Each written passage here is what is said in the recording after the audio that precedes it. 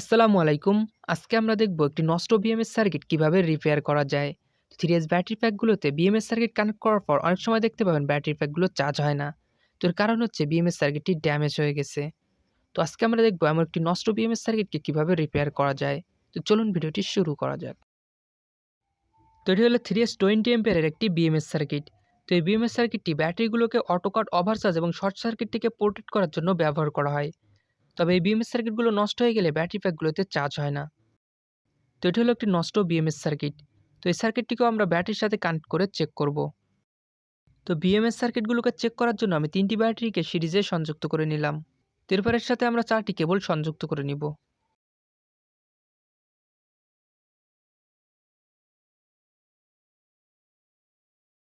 তো এখন আমরা এই নষ্ট বিএমএস সার্কিটটিকে ব্যাটারির সাথে কানেক্ট করব। তো আমি ব্যাটারির সাথে বিএমএস সার্কিটটিকে কানেক্ট করে নিলাম। তো এখন যদি আমরা ভোল্ট পরিমাপ করি তো দেখতে পাচ্ছেন আউটপুটে আমরা পাচ্ছি 12.29 ভোল্ট এবং ব্যাটারির ইনপুটে আমরা পাচ্ছি 12.69 ভোল্ট। তো ইনপুট থেকে কিন্তু আউটপুটে ভোল্ট অনেক কম আছে। তো বিএমএস সার্কিটটি নষ্ট হয়ে গেলে এর ইনপুট থেকে আউটপুটে ভোল্ট অনেক কম পাবেন। তো এখন আমরা এই বিএমএস সার্কিটের মাধ্যমে ব্যাটারি প্যাকটিকে চার্জ করব। তো আমি একটি ট্রান্সফরমারকে এর আউটপুটের সাথে সংযুক্ত করে নিলাম। তো এখন দেখতে পাচ্ছেন আউটপুটে আমরা পাচ্ছি 18 ভোল্ট এবং ইনপুটে আমরা সেম ভোল্ট পাচ্ছি 12.67 ভোল্ট। তো বিএমএস এর ইনপুটে ভোল্ট বেশি দেওয়ার পরেও কিন্তু ব্যাটারির ভোল্ট বাড়ছে না।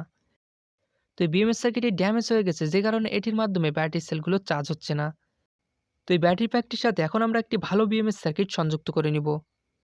তো এখন যদি আমরা এর ভোল্ট পরিমাপ করি তো দেখতে পাচ্ছেন আউটপুটে আমরা পাচ্ছি 12.68 ভোল্ট এবং ইনপুটেও সেম ভোল্ট পাচ্ছি।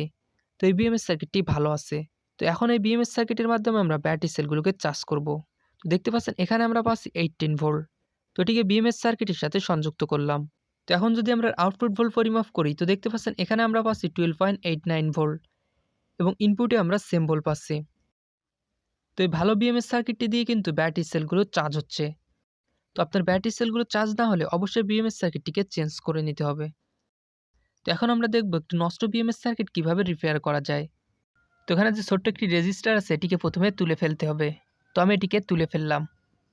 এরপর আমাদের এই দুইটি পিনকে একসাথে সোল্ডারিং করে নিতে হবে। তো আমি দুইটি পিনকে একসাথে সোল্ডারিং করে দিলাম।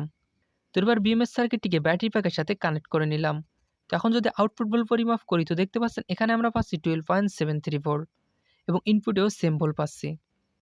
তো এখন আমাদের বিএমএস সার্কিটটি রিপেয়ার হয়ে গেছে। তবে এভাবে রিপেয়ার করলে বিএমএস সার্কিটটি কিন্তু ব্যাটারির ওভারচার্জকে প্রোটেক্ট করতে পারে না। সেক্ষেত্রে ব্যাটারি সেলগুলো ফুল চার্জ হওয়ার পরেও কিন্তু অটোমেটিক্যালি চার্জ হতে থাকবে। তো এভাবে বিএমএস সার্কিটগুলোকে রিপেয়ার না করে এর থেকে বিএমএস সার্কিটটি এক্সচেঞ্জ করা সবথেকে বেটার হবে, কারণ এটি রিপেয়ার করলে অনেক বেশি রিস্ক হয়ে যাবে। তো ভিডিওটি ভালো লাগলে অবশ্যই একটি লাইক করবেন আর চ্যানেলে নতুন হয়ে থাকলে চ্যানেলটি সাবস্ক্রাইব করে পাশে থাকা বেল আইকন অল প্রেস করে দিবেন। ধন্যবাদ সবাইকে ভিডিওটি দেখার জন্য।